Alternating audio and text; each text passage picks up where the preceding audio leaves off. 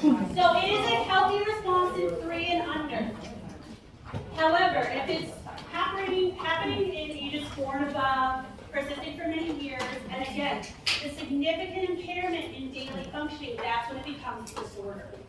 So it's excessive fear or worry of being that, not that the separation is the thing that's causing anxiety, is what's going to happen when I separate. So if I separate from my mom, something horrible and tragic is going to happen. You can have a separation anxiety disorder as an adult with your child, just as much as the child can have it with you. For the first year of my niece's life, my sister-in-law didn't want her going to school, didn't want her going to daycare. She considered being a stay-at-home mom because she was like, if I'm not in the room with my child the whole time, something's going to happen to my child. She was also suffering with postpartum depression and anxiety, and she worked through it, but she was having a lot of separation issues. It disrupts your daily activities, your routine, and you have headaches, nausea, vomiting, sleep disturbances. I'm really mad at that. It's disrupting my flow. Oh no, forget. Okay.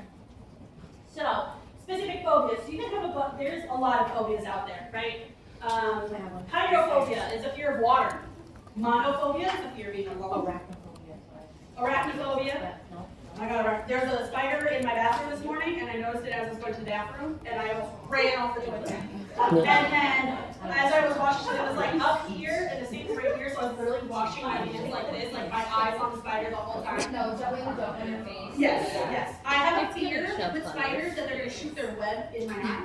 I don't know why. I think it's because when I was a kid, my mom was watching Arachnophobia movie, and I just see the spider jumps out at them, so that's my childhood. Do you like Harry Potter? Yes, I love Harry Potter, and when that scene comes on, I close my eyes.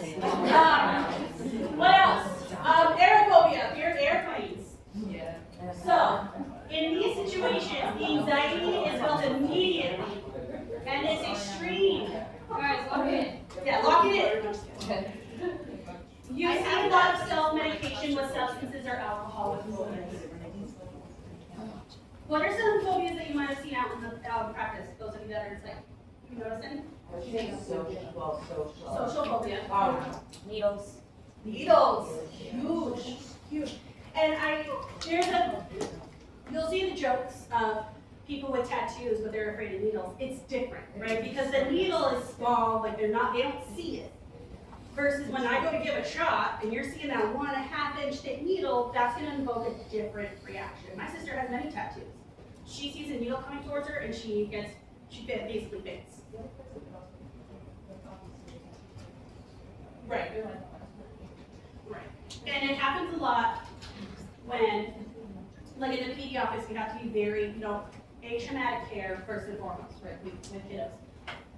But when we have a kid that's really afraid of needles, like to the point where the parents basically hold them like this, and they're at a grown age that it's abnormal, it's usually because they have an experience previously with a needle that's triggering this fear. A lot of times, phobias come from a traumatic experience. So, agoraphobia. Has anybody here ever watched the TV show Shameless? Yeah. Sheila. So, fear, anxiety triggered by about 2 or more situations like using public transportation, being in open spaces, what have you. When these situation occurs, this person thinks that something absolutely terrible is going to happen. Right, poor Sheila finally learned how to leave her house, and the second she took 3 steps outside her doorway, a plane wheel fell right in front of her. What? Right, that was the show. That's the show. But that is a real fear that they think is going to happen. Like you're sitting here like that's never going to happen, but to them it will. Good, now it is. Yes. Now, agoraphobia can co-occur with a panic disorder, but it's separate. They are separate. And I do have a video about Sheila.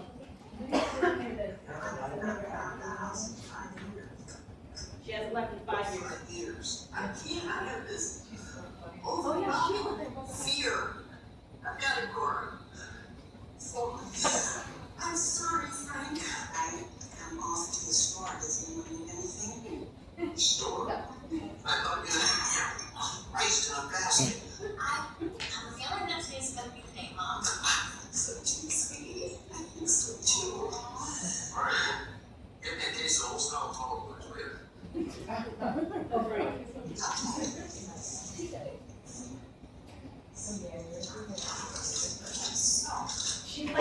very well. Very Every right? She's trying to go through the coping strategies in her head.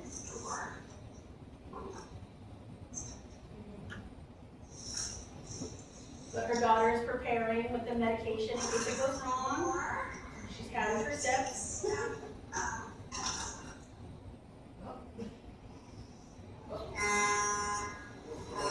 Right, sounds that we naturally don't even pay attention to. It's causing her intense emotional fear.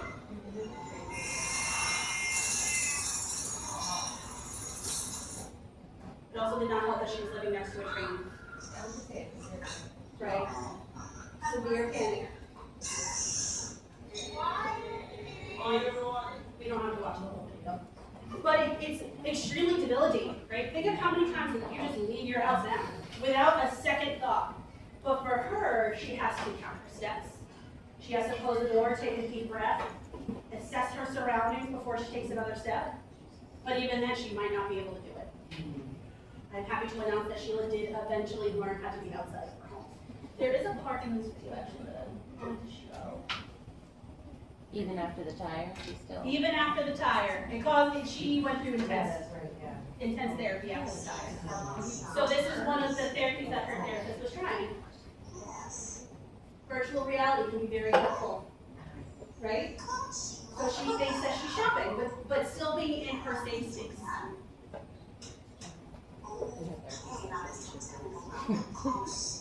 Well, sometimes when we're out and about, people shop for some of the same thing. And they enter our space for a moment. Yes, that's happening.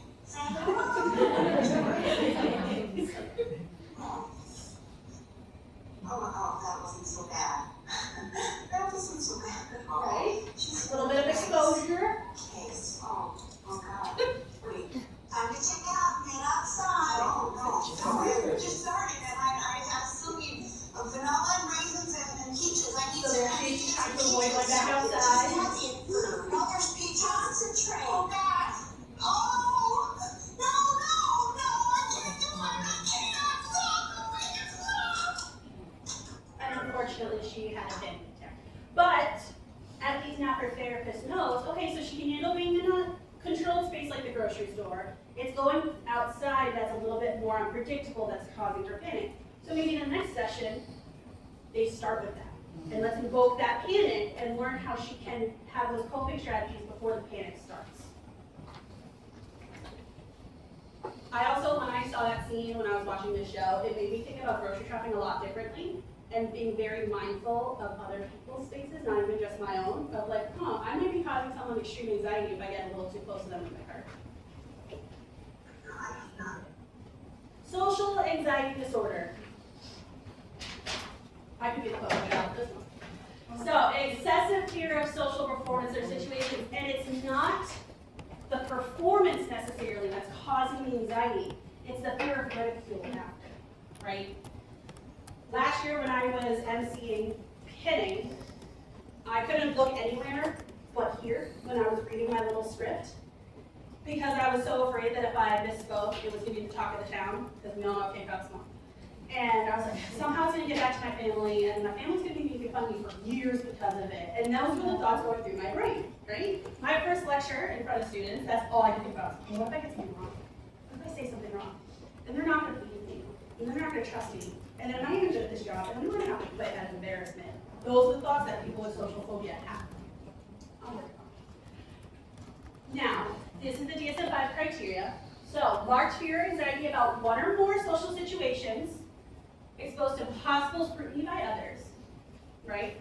Some people can have social anxiety before you guys had to do your presentations, right? You were in your small groups for clinical, people you had been with for 12 plus weeks, including your instructor, but you still had that anxiety of, what if I go feel of myself and say something wrong, right?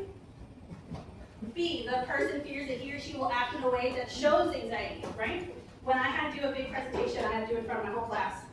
And I was with 4 of my friends on the stage, but I was more nervous about my voice shaking and my hands shaking than the actual performance itself.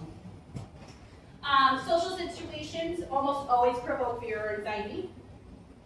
Social situations are avoided Fear of anxiety is out of proportion to the actual threat. Fear, anxiety, or avoidance is persistent, typically 6 months or no more, and so far and so forth. And something with mental health disorders, I feel like I said earlier, is sometimes you can have A and B and not the rest. You don't have the disorder, but it doesn't mean that you don't have the characteristics of it. And it doesn't mean that you don't need help, right? Just because you don't have the disorder doesn't mean you don't have to work through these things. Yes. They don't like to be the center of attention, right? This is not the person that you're pushing in the middle of dance circle. Symptoms. Isolated upbringing is a risk. People who tend to, stay in their rooms to watch TV instead of watching TV in front of others, because what if that person's making fun of the TV show that they're watching, right? Your brain structure can be a little bit different. Maybe societal expectations is part of your issue, right? Maybe it was the parenting style that your parents had growing up that necessarily wasn't bad, but it just caused this intense fear of being out and about. Maybe they had a lot of expectations that you couldn't meet. Or maybe they had a lot of expectations that you could meet, but somehow that structured your brain to thinking that if you weren't meeting expectations all the time, you were a failure and that caused a social issue. Maybe it was a traumatic event like bullying. Observing others with separation anxiety disorder. And then symptoms, right? Feeling like my mind's going blank. How many times has that happened to me in lecture, right? Sweating. Probably why I'm hot right now. Trembling, upset stomach. Your heart rate goes up. Maybe you're breathing a little bit faster. You're nauseous. You're dizzy. Blushing. All right. Panic disorders. Panic is a normal reaction, but it is extremely overwhelming. It's when you have panic attacks and it's interfering with your daily life that it becomes a panic disorder, right? Usually these people with panic disorder also have depression, maybe some eating disorders, schizophrenia. It's recurrent, unexpected panic attacks with a constant fear of your next one. So you're kind of just always in a state of anxiety, getting ready for that next panic attack, which can be really hard to live with. And sometimes the panic is about real situations or situations that maybe you've created in your own head. So is this panic disorder, is this more like a chronic versus the panic that we talked about previous, which is more like an acute Right. type of Right. panic attack? Right. You can have panic anxiety without a panic attack. Okay. A panic disorder, you're constantly in fear of a panic attack or constantly in fear of some sort of threat that is either real or not real. Right? Because we can be in a threatening situation, like, let's say you're in a COVID situation, it's your patient, you're panicking because your patient's coded. But that's a normal response and it's causing you to act. I need to go start chest compressions and you call in code and get help in here now.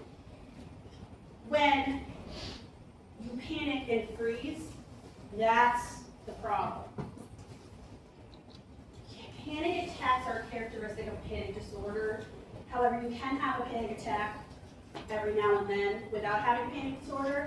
It's when you're constantly in fear of the next one and they're happening all the time. That's the panic disorder. And the thing with anxiety disorders, OCD disorders, is that a lot of them kind of like, it's kind of a gray area sometimes. It's not very consistent. Yeah, it's not, it's not like our med-surg disorders that has a clear-cut symptom and all that stuff. And sometimes they can kind of mend together. So risk factors, the female gender, low socioeconomic status, maybe you're widowed, separated, or divorced, family history, alcohol or stimulant use, tobacco, early life traumas, adverse effects, abuse. My friend has a panic disorder after being in an abusive relationship. She will panic about having a very simple conversation with her current partner, and usually she'll either reach out to me or someone else, and we kind of have to bring her back to reality and say, he is not him. Just start with the conversation and see where it goes. And if you start to feel unsafe in the conversation, you call me, or I don't care that I'm an hour and a half away, I'll come drive to you. And then a lot of times she has that conversation with her current partner and she's like, I can't believe I was kidding about that, I feel so dumb. You're not dumb. you just had a traumatic experience beforehand. People with panic disorders are at a high risk for suicide and self-harm. High risk of suicide and self-harm. Women are twice as likely to be affected. It's more, the risk is higher in adolescents than younger kids. Usually the younger kids will have anxiety because of adverse life events or life traumas that can turn into a panic disorder.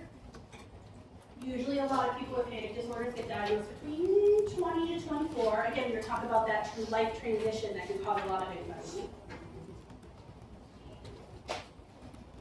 Now, there can be a few different things. So it can be from family, right? 48% comes from family.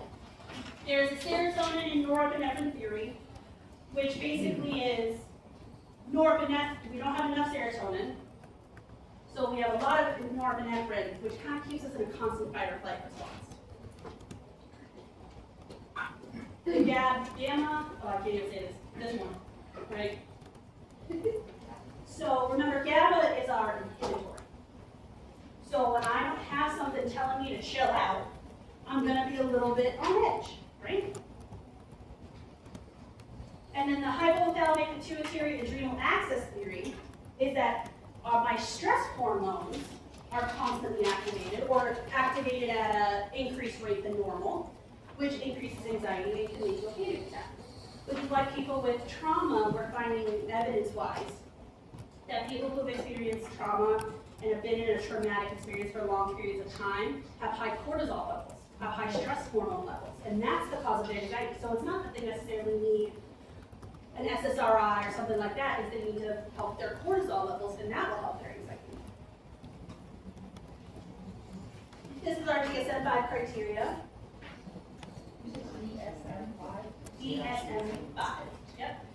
If you Google it, DSM-5 like book, it's not like the first two links. There's a free PDF. I think it's like the third link down. That's where I got these screenshots from. I'm gonna save and copy that. I do find the DSM-5 really interesting. It actually, I think sometimes when you feel like something's going on in your brain and you want a solution or you want an explanation, sometimes it's nice to read and maybe diagnose yourself a little bit, but remember, you need a professional diagnosis, right? We can't just go with our TikToks that tell us that we have something. However, it is nice to kind of sit here and say, maybe I have a panic disorder, and maybe that's your trigger, or someone's trigger to go get help. I think nursing school can make it. Now, panic attacks, right? My panic cycle. I have anxiety, which leads to a panic attack, and now I'm afraid of another panic attack, which gives me more anxiety, which gives me another attack, which gives me more fear, and anxiety, and a panic attack, and I'm afraid of another one, and then I have more anxiety, and another attack, and it's just a constant cycle. And when I'm in a panic attack, this is a very real photo of what I feel like my brain looks like, right? Sudden. Paper bag works. Paper bag. Paper bag. It does work. It does. Sudden, discrete period of intense fear. It reaches its peak in about 15 minutes, but can last up to 30. And you can have all of those very real physical symptoms. Now, the one that I want to talk about is the depersonalization, right? That detachment from oneself. I saw her smile. That's good. What do you guys know about dissociation? It's your favorite thing to do? Well, what is dissociation? It's a defense mechanism, yes. Yes, you're taking yourself outside of your own body. It's almost like an out-of-body experience. Now, you can do it consciously. I do it consciously sometimes. Or it can be an unconsciously, right? There are patients that describe almost like one day they just kind of like wake up and they realize they've been dissociating, and they didn't even know it. Sometimes it can be associated with amnesia, like I drove home and I don't even remember driving home. Exactly. Now, it's not the same as zoning out though. So zoning out is a lot different, because when you're zoning out, you still hear and see things going on. But when you're dissociating, personally example, I do it a lot when I'm grocery shopping subconsciously.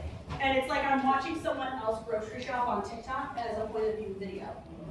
That's dissociation.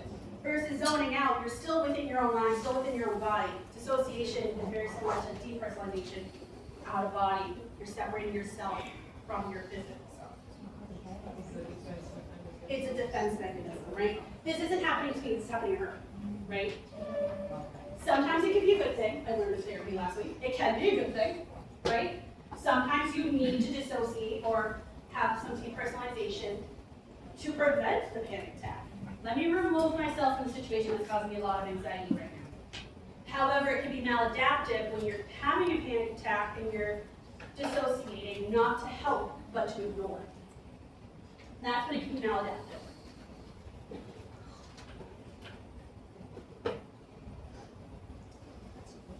What do you guys notice about these symptoms? Heart attack. So, I think it's a big issue right now, personally, that people will come into the ER with chest pain, and it's, I have anxiety, right? It's anxiety, could be bad.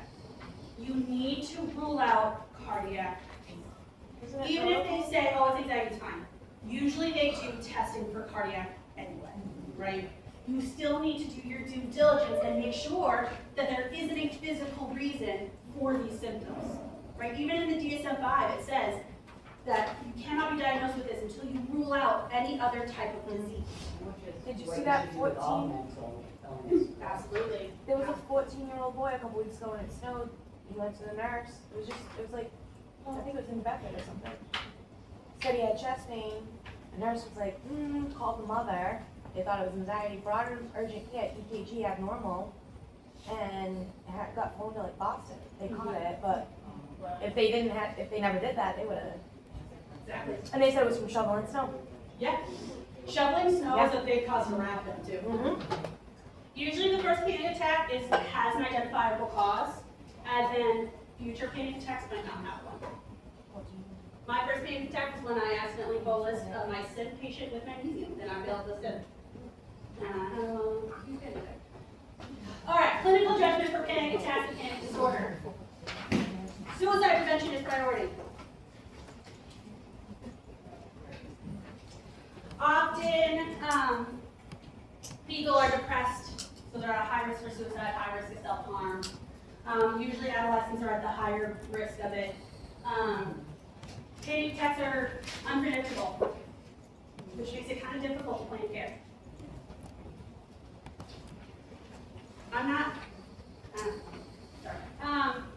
So obviously, yeah, when somebody's having a panic attack, we're gonna ask some questions, but do you wanna ask them, like, right in the middle of their panic attack? Nope. No. This is maybe something that you do after, right? And these are some questions that you would ask. Right, say like while somebody's in the middle of a panic, obviously you should just like stay quiet, sit with them. So you shouldn't really say really any like. I reassure them that you're not alone, I'm here with you, nothing, I don't wanna say nothing bad's happening, but, I'm here, I'm with you, I'll be here until you're ready to talk, whatever, but you do wanna stay with them. Like, if I'm having a panic attack, I need everyone awake. Yeah. And what if my patient's aggression is So I would say to them, I hear you. For your safety, I can't go away completely, but how about I just go stand in the doorway and face outward, so I'm not looking at them? Because I hear you. When I'm having a panic attack, I usually self-isolate, throw up a ball, and call it a day. Which, fun fact, they're learning that something I used to do in college when I get super anxious was I lay on the ground, and I thought that I was just nuts. And actually, it's a grounding technique that people do with anxiety. Like, okay, I'm laying on the ground, I'm not going anywhere, I'm safe. Yeah. Put on some Sia, some Taylor Swift. There's a couple of TikToks on panic attack simulation. I'm just gonna play one of them. I'm gonna do this one. I'm gonna put the Charlie one first.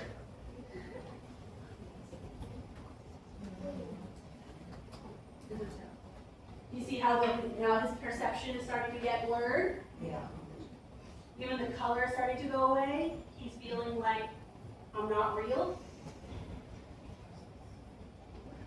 But I'm gonna do it anyway. Yeah, just gonna continue trying. Mm-hmm. Right? Because this isn't happening to me. This is someone else. This isn't real. This isn't happening. I'm just going to keep going with my day. Wait, I'm getting. Depersonalization. No.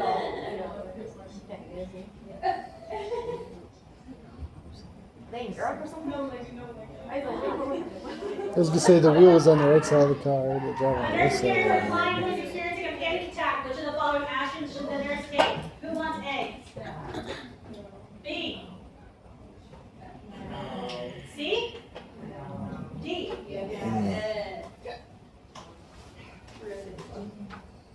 So, I love this slide. I love it. You missed the question. Oh, I know, I'm starting to run out of time. So, panic disorder. You stay with the patient. You reassure him or her that you will not leave.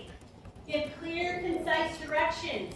I'm not talking about directions like, let's do this, it's, I'm here with you. Sit down. Take a deep breath, right? Very simple and concise. Assist them to an environment with minimal stimuli, right? You're gonna walk with them or pace with them. Maybe I can administer a peer anxiety med. And then afterward, allow them to talk about what happened.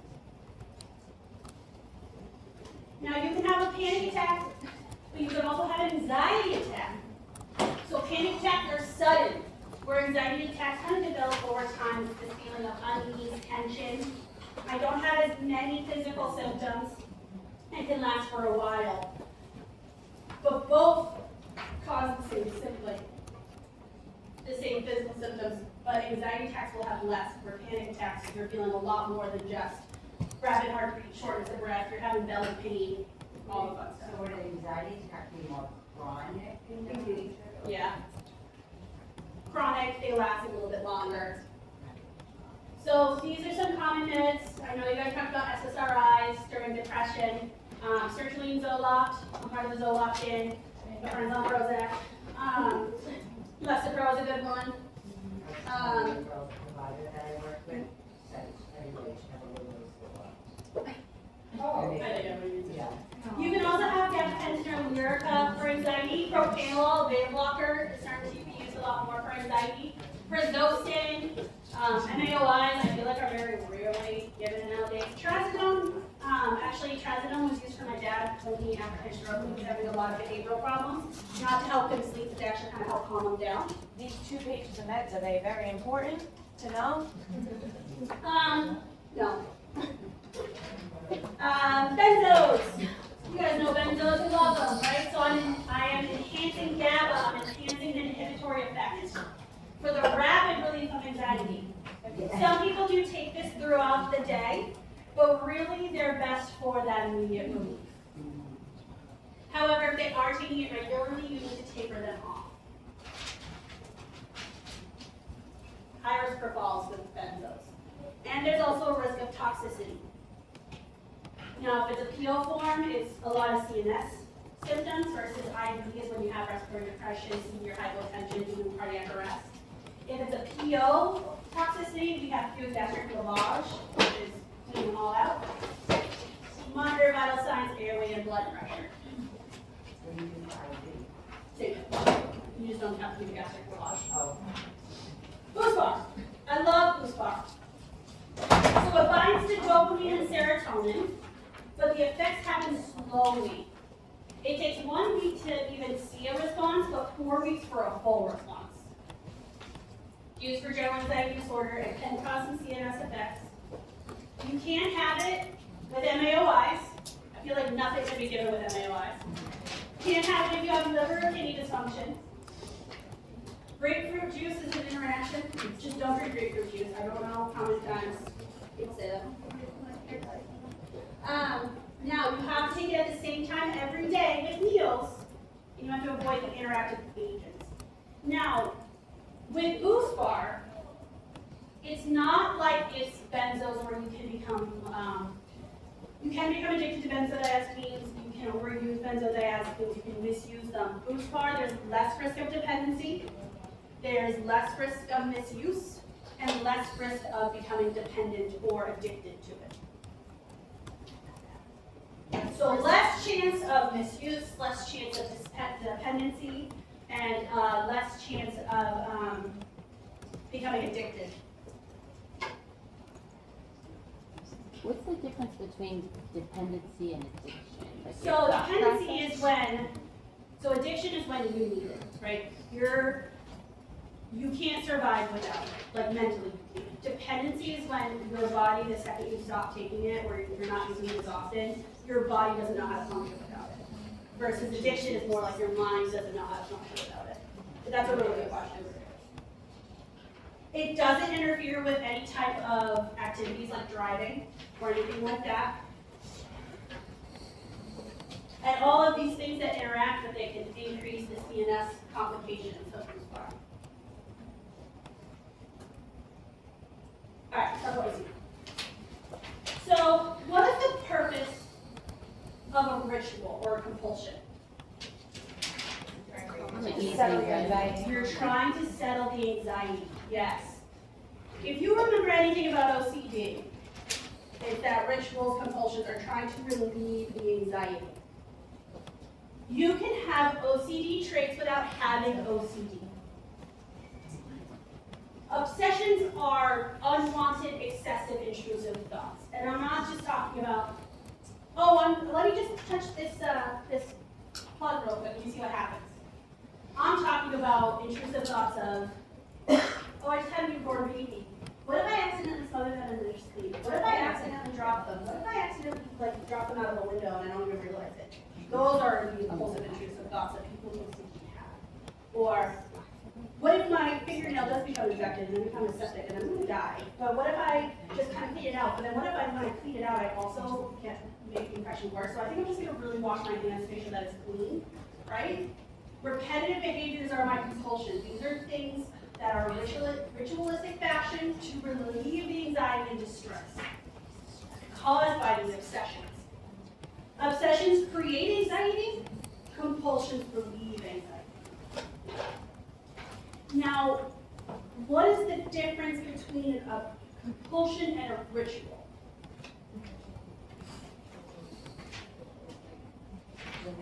Right. A compulsion, I have to do it. Right? My ritual every time I leave the house is I make sure that my hair straightener or whatever is unplugged. A compulsion would be that I have to plug it in and unplug it 3 times, otherwise it's going to be plugged in when I leave and then it's going to cause fire and my house is going to burn down. Right?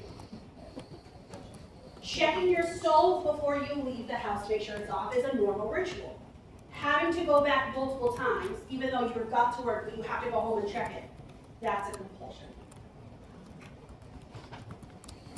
You said compulsions relieve anxiety, but what did you say about obsessions? Obsessions create them. Create. I did find a YouTube video of somebody that did like living with anxiety and OCD, but so OCD is different than obsessive compulsive personality disorder. I'm going to learn about that later. It does have 4 dimensions: contamination and germs, responsibility for unintentional harm, immoral thoughts, concerns with symmetry, counting, or completion. The patient has intrusive thoughts of unrealistic obsession and tries to control them with compulsive behaviors. So it can be from a genetic factor. There's a theory that there's excessive activity in the frontal cortex and the subcortex of your brain. We think it could be a serotonin imbalance. We think it can be a behavioral factor. Females are more likely to experience symptoms. Males are more likely to report the obsessions, but not necessarily the compulsions to relieve the anxiety. There is a bigger risk for OCD in daughters born to older parents, which I thought was interesting. And then there's no clear correlation between culture and religion, but Catholics are at higher risk of developing scrupulosity, which is symptoms that are focused on like religious moral thoughts. So it's a waxing and waning course.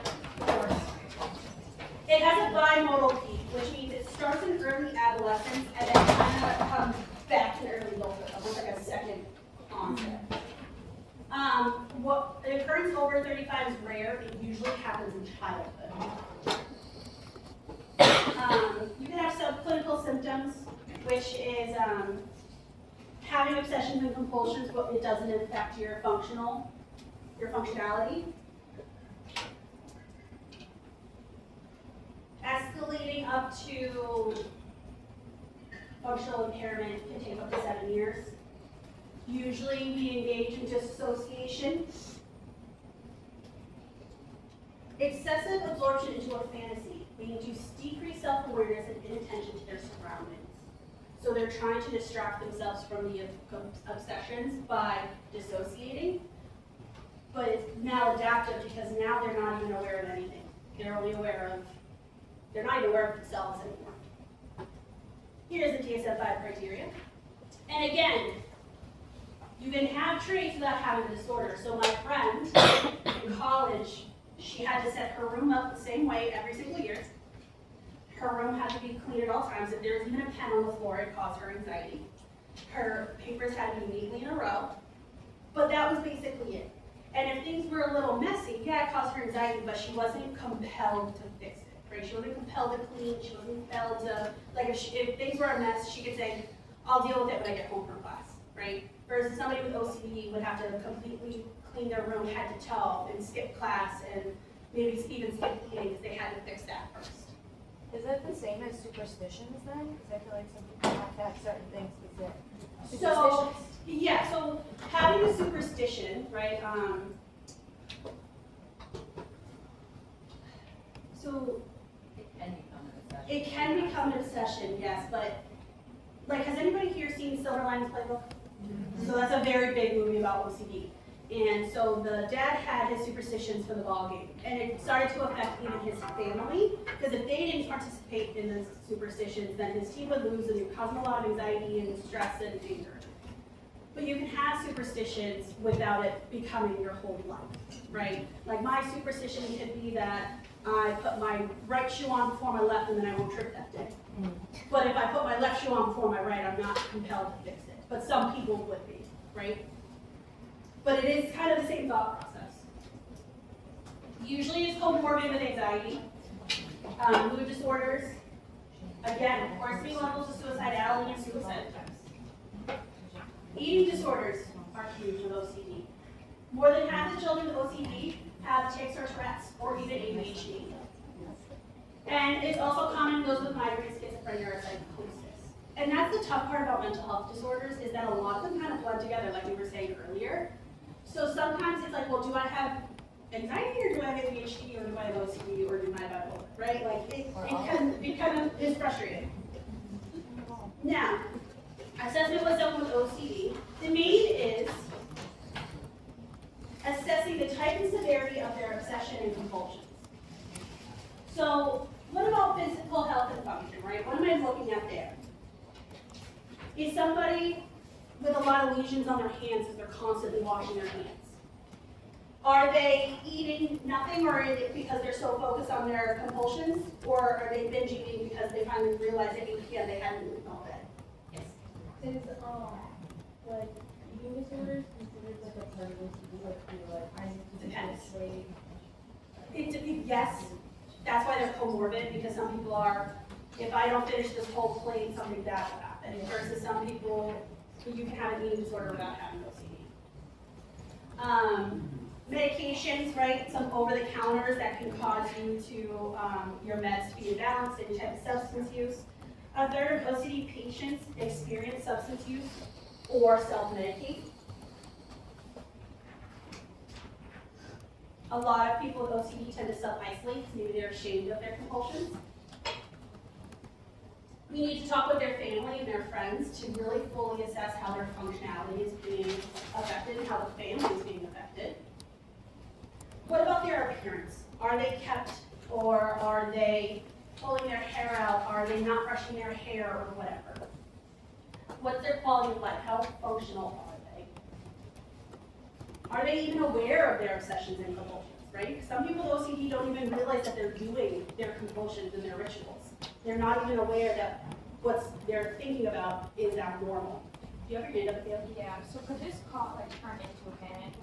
Yes, absolutely. Because like I watched a movie where a girl like she had to cut her finger open. She thought she had like C. diff or something under her finger, and she'd go into a panic. I have to cut it. I have to cut it. I didn't change the band-aid. I didn't change the band-aid. She cut it, and then she'd be fine, and then it'd be the same thing again. Full panic, freaking out. Like, let's say I had OCD and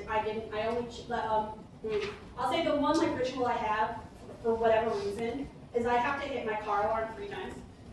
I don't know why, I have to hear the beep 3 times to know that it's locked.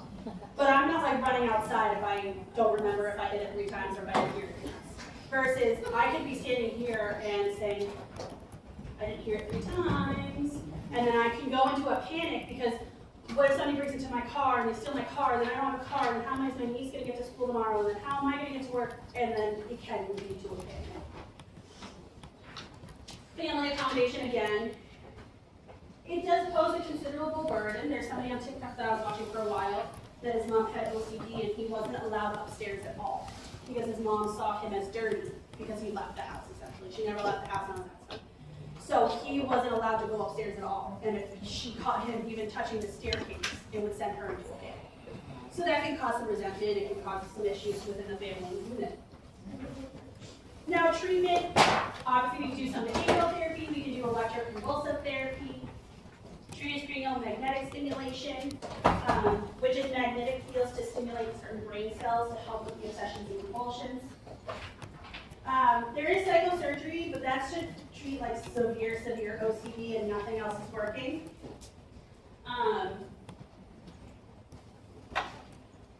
Yeah. SSRIs or TCAs. Because remember, the obsessions are coming from anxiety, so we treat it kind of the same as anxiety. Now, cognitive restructuring we talked a little bit about. The goal is to alter the immediate dysfunctional thoughts or perception of the situation. It's basic cognitive behavioral therapy.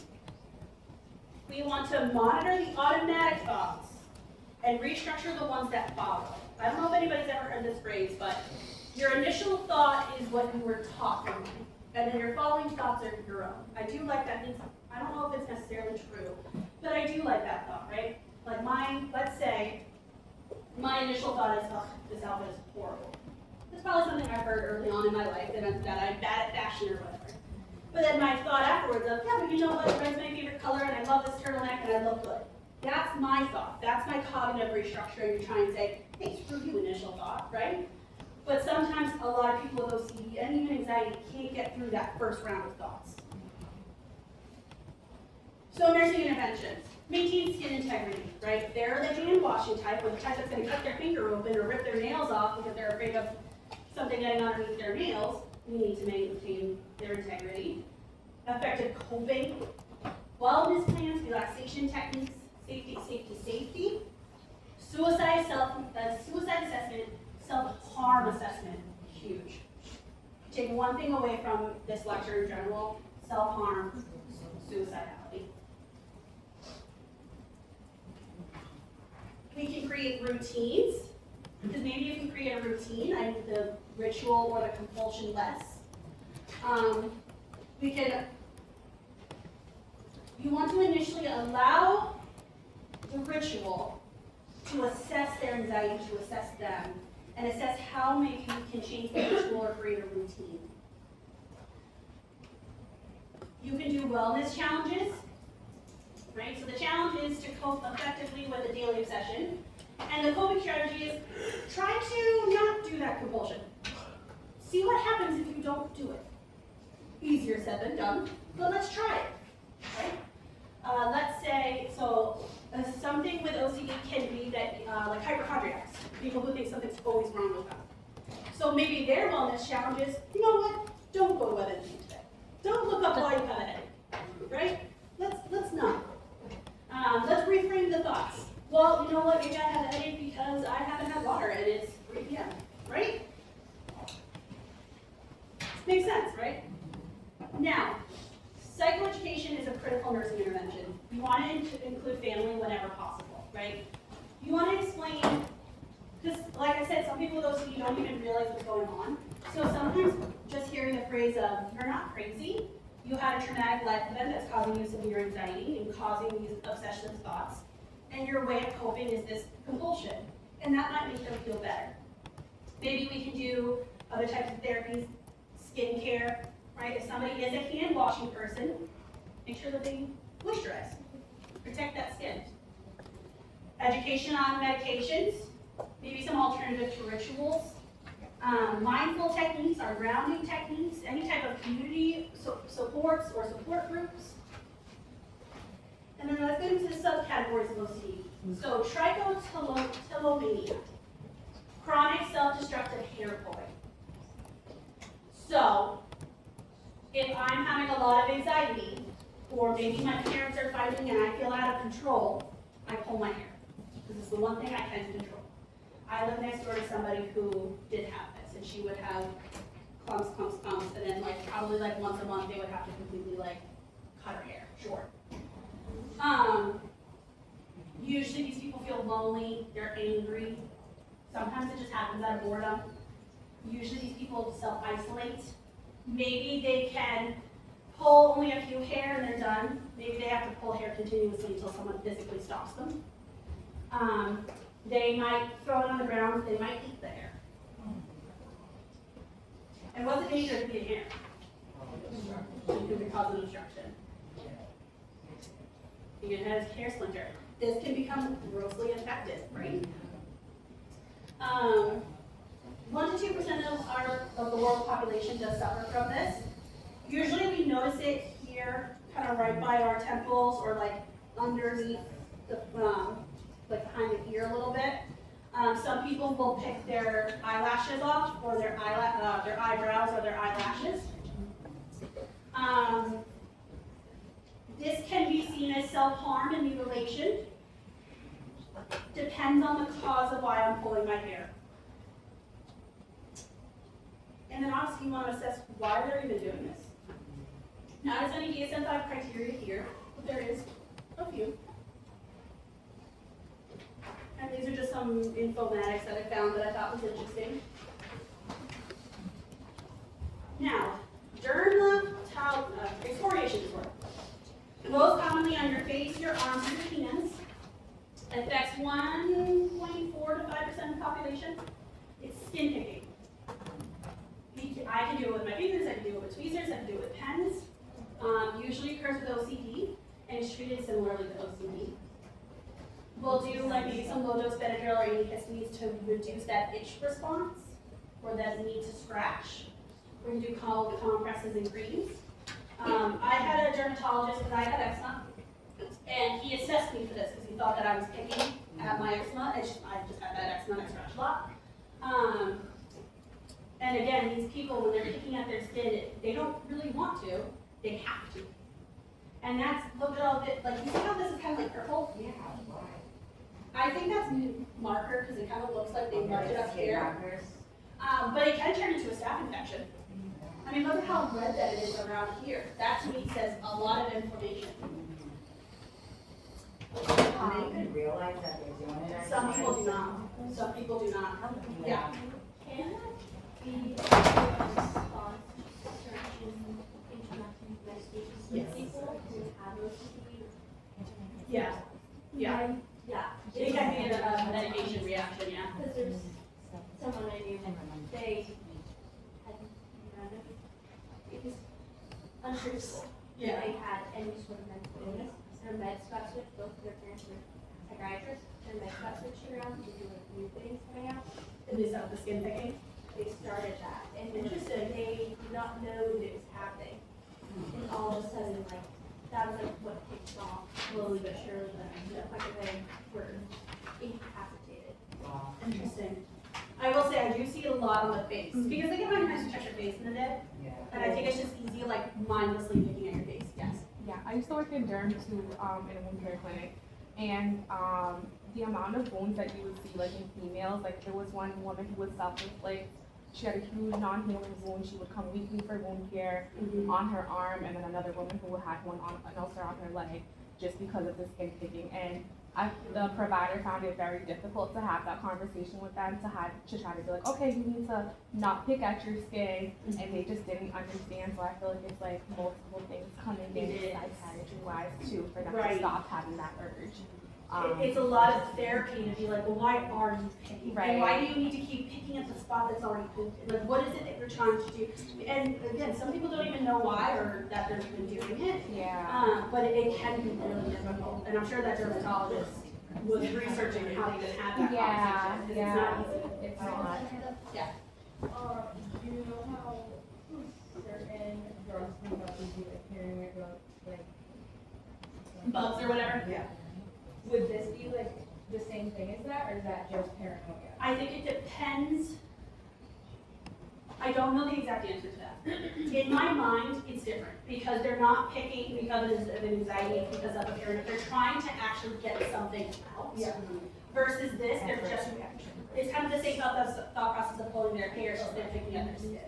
So, but I could be wrong. Don't quote me.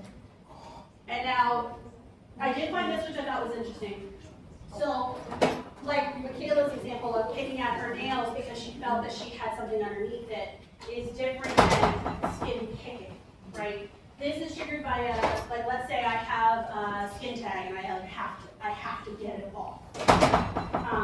Versus OCD is because of an intrusive distressing thought, like I have a bug underneath or something like that.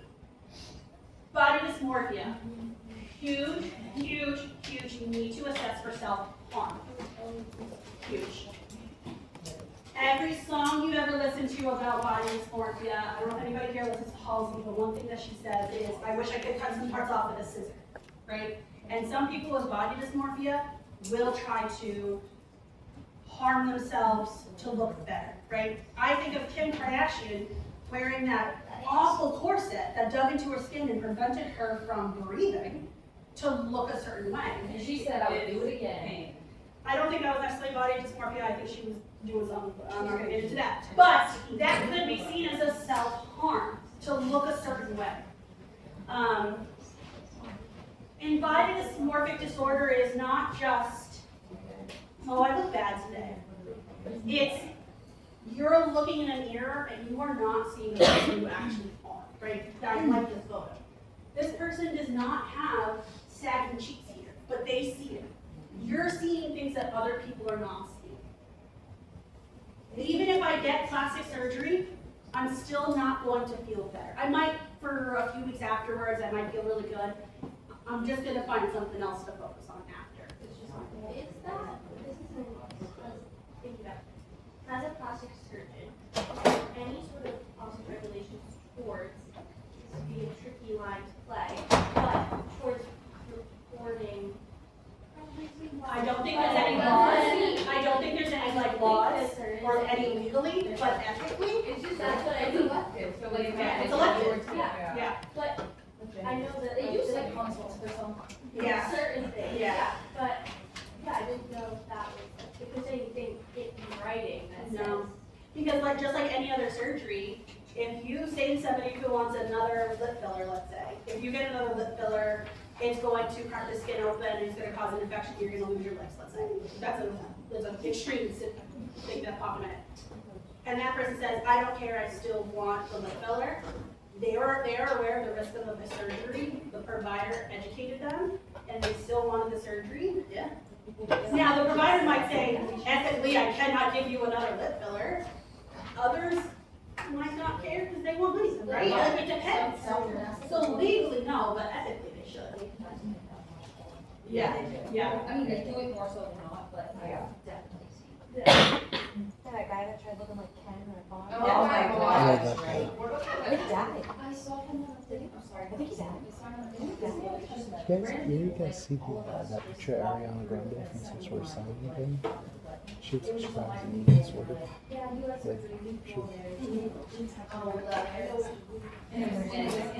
Like, Yeah. So people with body dysmorphia disorders, these are the thoughts they have, right? You're thinking about how you look and why you look that way. I'm constantly feeling like there's something wrong with the way I look. I'm judging myself based on beauty standards, right? I'm seeing big flaws. Like, let's be honest, I hate that I have gray hair. I started going gray at 16, so I started dyeing my hair. However, if my grays show, I'm not gonna freak out about it. I see it as a big flaw, other people don't, right? Sean, what? Sorry, how do you like cope with this? It's really hard as somebody who has it. It's No, very hard. same. Because you have to have a support system, right? When I go shopping, I have to know who to go shopping with. Yeah. I do not shop with my mother. I shop with probably like only one or two people because they know me at this point, so they know the phrases to say that's not going to trigger me. But they also know how to say maybe a different color or maybe not that shape without saying you look like shit, right? Because then all the type of fits they are. My sister-in-law helped me pick out my outfit yesterday. She knows how to say things without triggering my body dysmorphia, right? But it's very hard. A lot of people with body dysmorphia, I didn't go shopping for like 3 years. Like actually in the store. I always shopped online and I wouldn't even send clothes back because I was like, what if somebody knows that I sent clothes back and they were too small? And then they're gonna think I'm fat. And it's like, they don't even know me, they don't give a crap. But that's just how my brain was thinking at the time. DSM-5 criteria. So, a nurse is planning care for a client with body dysmorphic disorder. Which of the following actions should the nurse plan to take first? Who wants A? Who wants B? C? D? It's A. And real quick, let's talk about hoarding. Now, hoarding So addicting to watch. is not the same as being a pack rat. It is not the same as being a collector. Because pack rats and collectors can still throw things out. Hoarders cannot. They have an emotional attachment to the object. I'm a pack rat. I have shirts from high school because I have an emotional attachment to it, but I can still throw them out if they don't fit, right? It might take me a couple times, but I can do it. They need to save the items. This is very close with OCD in that their obsession is something bad's gonna happen if my stuff gets thrown out. So they will spend an entire day, they'll miss work, they'll miss functions, they won't eat until they check every single item in their house to make sure that it was not thrown away. It can be very hard to work with. If anybody's ever watched Hoarding Buried Alive, it's very hard for families. It's very hard when it gets to the point where the house has to be condemned and they have to throw things out. It is not always trash. It is not always trash. Sometimes it started as a collection, like let's say dolls, and it turned into hoarding them because they couldn't throw them away. Yes? If you were doing like a home health assessment and you walked in and someone was clearly a hoarder, what do you do? As long as it's safe, nothing much. If it's unsafe, you have to report it. You have to report it. It's either the city health department or elder services, whatever. No, I'm gonna be safe. Like, I know what I was gonna say. If there's not going to be If they have clear exits, if things are not against anything that can cause a fire, What if they have like animals and feces and things like that? if there's children in the house and there's feces on the floor, that's a different story. You gotta report that. Yes. okay, so. We're done, by the way. If anybody wants to say